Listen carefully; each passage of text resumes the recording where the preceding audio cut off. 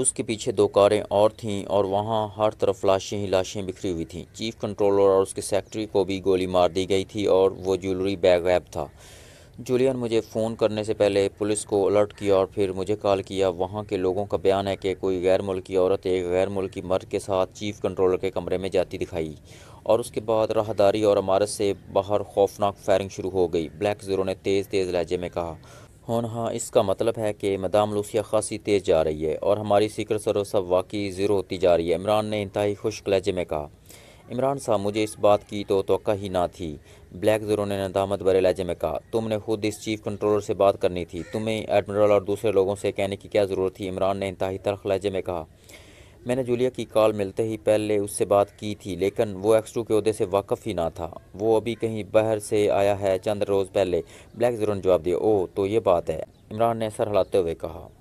اب یہ محترمہ جولیا صاحبہ کہاں ہیں، عمران نے طنزیہ لہجے میں پوچھا۔ وہ وہیں گھاٹ پر ہے، میں صفدر اور کیپٹن شکیل کو وہاں بھیجنا چاہتا تھا کہ آپ آگے، بلیک زیرو نے کہا۔ ٹھیک ہے، اب اس مدام لوسیا کو واقعی سبق ملنا چاہیے، وہ بہت تیز جا رہی ہے اور اتنی تیز رفتاری مجھے پسند نہیں ہے، میں گھاٹ پر جا رہا ہوں، تم صفدر اور کیپٹن شکیل کو وہاں جانے کے آرڈر کر دو، عمران نے کہا اور ایک جھٹکے سے اٹھ کر بیرونی دروازے کی طرف بڑھ گیا۔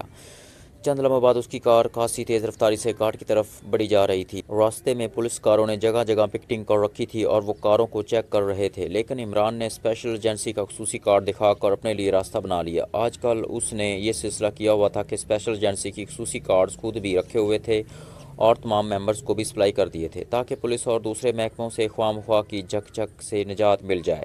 چنانچہ اسپیشل ایجنسی کے یہی کارڈ اس کی کار کو اوکے کراتے ہوئے چیکنگ سے آگے بڑھانے میں معاون ثابت ہوئے، اور تھوڑی دیر بعد عمران گھاٹ پر پہنچ گیا، جہاں پولیس کاروں کے ساتھ ساتھ ایمبولینسز اور بحریہ اور حکومت کے اعلیٰ ترین حکام اکٹھے تھے۔ زخمی کو ایمبولینسز میں اسپتال پہنچا دیا گیا تھا اور اب لاشوں کے فوٹو وغیرہ لے کر انہیں بھی پوسٹ مارٹم کے لیے اسپتال بھیجا جا رہا تھا۔ عمران نے ایک سائٹ پر کار روکی اور پھر وہ جیسے ہی کار سے باہر آیا، اسے دور سے ایک طرف جولیا اور صدیقی کھڑے نظر آ گئے۔ عمران تیز تیز قدم اٹھاتا ان کی طرف بڑھ گیا۔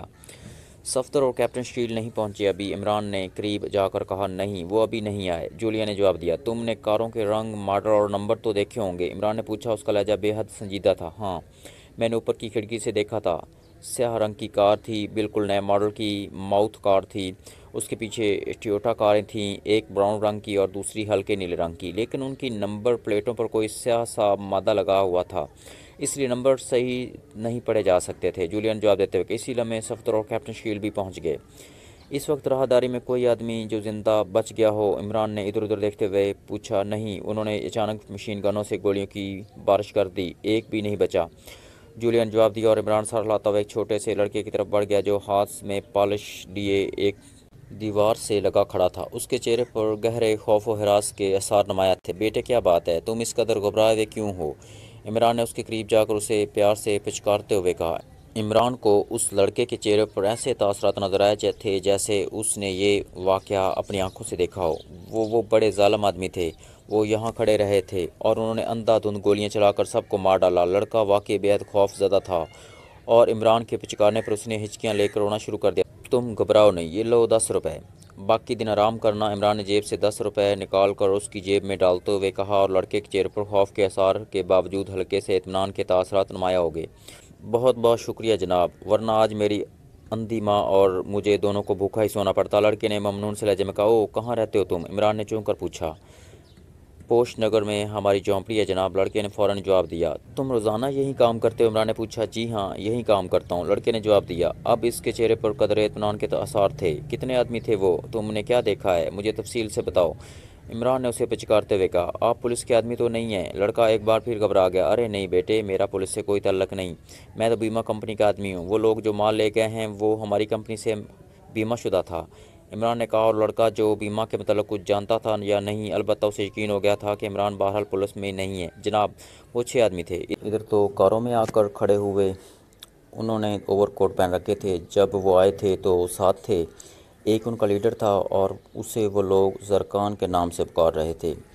سیاہ رنگ کی کار دوسری طرف سے آئی تھی جناب، اور وہ لیڈر سے پہلے چلا گیا تھا، اور جناب میں اس زرکان کو جانتا ہوں، وہ بہت خطرناک ظالم بدماش ہے، لڑکے نے یکطرف گھبرائے ہوئے انداز میں کہا، اور دوسرے لمحے اس نے جلدی سے منہ پر اس طرح ہاتھ رکھ لیے جیسے اسے یہ بات نہیں کرنی چاہیے تھی۔ मगर उसके मुंह से निकल गई हो।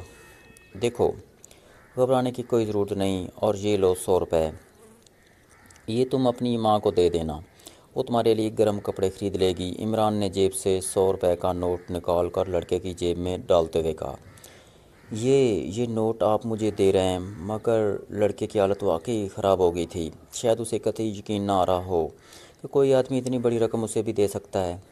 हाँ, ये तुम्हारे लिए गर्म कपड़ों के लिए है। अच्छा, मुझे कान में बता दो कि ये दरकान कौन है और तुम उसे कैसे जानते हो? इमरान ने बड़े नरम और मीठे लहजे में कहा, जनाब, ये पोश नगर के कोबरा के पास आता है। कोबरा बहुत बड़ा बदमाश है जनाब, उसका मंशियात का बहुत बड़ा अड्डा है। और जनाब, जब ये ज़रकान आता है तो फिर पोश नगर के कई घरों में रोना पीटना शुरू हो जाता है। कोबरा के आदमी 3-4 जवान लड़कियों को ज़बरदस्ती उठा के ले जाते हैं जनाब। मेरी माँ कहती है कि ये बहुत ज़ालिम लोग हैं। लड़के ने आखिर रुक रुक कर कह ही दिया, तुम फिक्र ना करो, सब ठीक हो जाएगा, शाबाश, अब घर जाओ और किसी से कोई बात ना करना। इमरान ने उसे तसल्ली देते हुए कहा और फिर वापस मुड़ा। उसके साथी उसके पीछे खामोश खड़े थे। आओ चलें, एक क्लू मिला है, हमें पोश नगर के कोबरा के अड्डे पर जाना है। इमरान ने आगे बढ़ते हुए इंतहाई संजीदा लहजे में कहा, कोबरा? वो कौन है? जूलिया ने चौंक कर पूछा। है कोई एक दादा टाइप आदमी, इमरान ने सर्द लहजे में कहा, और फिर तेज़ तेज़ कदम उठाता वो अपनी कार की तरफ बढ़ गया। जूलिया इस बार उसके साथ आई थी, जबकि बाकी साथी अपनी अपनी कारों की तरफ बढ़ गए। ये अब तुम इन थर्ड क्लास टाइप गुंडों के पास जाओगे? जूलिया ने साइड सीट पर बैठते हुए कहा। Third class? ये तुमने कैसे कह दिया? इमरान ने संजीदा लहजे में पूछा। पोश नगर तो बहुत गरीब लोगों की बस्ती है, ज़ाहिर है वहाँ का गुंडा थर्ड क्लास ही होगा। जूलिया ने मुंह बनाते हुए जवाब दिया। ये थर्ड क्लास नहीं है, बल्कि इनकी कोई क्लास ही नहीं होती। ये हमारे माशरे के वो नाशूर हैं जिन्हें थर्ड क्लास कहकर नज़रअंदाज कर दिया जाता है, इमरान ने कहा, और जूलिया खामोश हो गई। इमरान की कार इंतहाई तेज़ रफ्तारी से शहर के शमाल में बनी हुई बस्ती पोश नगर की तरफ उड़ी जा रही थी। सदीकी और सफदर की कारें उसके पीछे थीं। आखिर क्या बात है, आज तुम ज़रूर से कुछ ज़्यादा ही संजीदा हो, जूलिया ने चंद लम्हों बाद कहा। मुझे ख्याल आ रहा है जूलिया कि हम लोग अपनी जानें हथेली पर रख कर मुल्क की सलामती के लिए बड़ी बड़ी तंजीमों से लड़ते हैं, लेकिन जिस मुल्क की सलामती की खातिर हम ये सब कुछ करते हैं, इस मुल्क में कोबरा जैसे गुंडों को कोई कुछ नहीं कहता, जो मुल्क के अंदर मुनशियात फैलाकर और गरीबों की इज़्ज़तें लूट कर इस मुल्क की सलामती की जड़ें अंदर ही अंदर से खोखली करते रहते हैं। और अब मैंने फ़ैसला कर लिया है कि जिन दिनों में हमारे पास कोई काम नहीं होगा, इन दिनों में हम इन लोगों की सफाई का काम करेंगे, इमरान ने चट्टानों जैसे लहजे में कहा, और जूलिया मुस्कुरा दी। उसकी आंखों में चमक सी उभर आई थी। तुम जैसे 2-4 और इस मुल्क में पैदा हो जाएं तो मेरा ख्याल है कि यहाँ किसी इस किस्म के बदमाश एक लम्हा भी ज़िंदा ना रहें, जूलिया ने कहा। सीक्रेट सर्विस का हर मेंबर मुझ जैसा है, बस सिर्फ पटरी पर चढ़ने की देर है। इमरान बदस्तूर संजीदा था। और फिर उस वक्त तक कार में खामोशी रही जब तक कार पोश नगर की हदूद में दाखिल ना हो गई। ये बस्ती वाकई गरीबों की बस्ती थी। हर तरफ धूल उड़ रही थी। झोंपड़ियाँ बगैर किसी प्लानिंग के और तरतीब के बनाई गई थीं। दरमियानी गलियाँ इंतहाई गंदी और जगह जगह गंदा पानी फैला हुआ था। इन गलियों में नंग दड़ंग और मैले कुचेले बच्चे मिट्टी से ही खेलते फिर रहे थे। कोबरा का अड्डा कहाँ है? इमरान ने कार रोक कर एक बूढ़े से पूछा। जनाब, आगे चले जाएं। जो सबसे बड़ी झोंपड़ी नज़र आए उसके ऊपर सुर्ख रंग का झंडा है, वो कोबरा का अड्डा है, इस बूढ़े ने इंतहाई खौफजदा लहजे में कहा। और इमरान ने शुक्रिया अदा किया और एक झटके से कार आगे बढ़ा दी। खेलते हुए बच्चे कारों को रास्ता देने के लिए हट जाते, लेकिन उनके चेहरों पर हैरत ना थी। इसलिए इमरान समझ गया कि यहाँ अक्सर कारें आती जाती रहती होंगी, और उसे मालूम था कि ये कारें इन गरीबों की बस्ती में क्यों आती जाती हैं। इसलिए उसने बेख्तियार होंठ खींच लिए। कार तंग सी गली में जैसे ही एक मोड़ पर घूमी, सामने एक खासा खुला मैदान था, जिसके किनारे पर वो बड़ी सी झोंपड़ी थी जिस पर सुर्ख रंग का झंडा लहरा रहा था। इस मैदान में 6 लंबे तिरंगे गुंडे नौजवान चस्त लिबास पहने हुए कुर्सियों पर बैठे हुए थे। दरमियान में उन्होंने लकड़ियों का अलाव जला रखा था। कारों को देखते ही वो सब यकतलफ उठकर खड़े हो गए। उनके चेहरों पर हैरत के आसार थे। इमरान ने कार एक तरफ रोकी और जूलिया को नीचे आने का इशारा करते हुए नीचे उतर आया। صدیقی اور صفدر کی کاریں بھی ان کے پیچھے آ کر رک گئیں اور پھر وہ سب اکٹھے ہی نیچے اترے۔ جولیا کو دیکھ کر ان لوگوں کے لبوں پر بڑی مہنی خیز مسکراہٹ ابھر آئی۔ ظاہر ہے جولیا غیر ملکی تھی اور غیر ملکی شاید اس اڈے کے کافی بڑے گاہک سمجھے جاتے ہوں گے۔ جی، ایک لمبے ترنگے آدمی نے آگے بڑھتے ہوئے عمران سے مخاطب ہو کر کہا۔ گو اس نے لفظ تو جی کہا تھا لیکن اس کا لہجہ بے حد اکڑ تھا۔ کوبرا کہاں ہے؟ عمران نے بڑے سرد لہجے میں پوچھا۔ تم بتاؤ کیا بات ہے؟ میں نائب ہوں اور میرا نام ٹونی ہے۔ اس آدمی کا لہجہ اور زیادہ اکڑ ہو گیا۔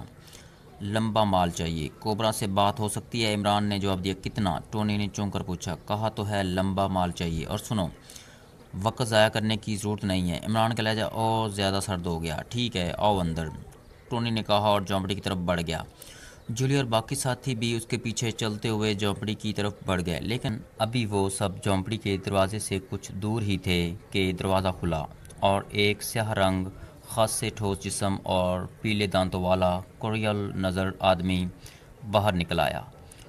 اس کے جسم پر سرخ رنگ کی بنیان تھی اور نیچے اس نے جینز پہن رکھی تھی۔ بیلٹ کے ساتھ ہولسٹر میں ایک ریوالور لٹک رہا تھا۔ اس کی آنکھوں میں واقعی سانپ جیسی چمک تھی۔ کیا بات ہے ٹونی؟ کون ہے یہ؟ آنے والے نے غور سے عمران اور اس کے ساتھیوں کو دیکھتے ہوئے کہا۔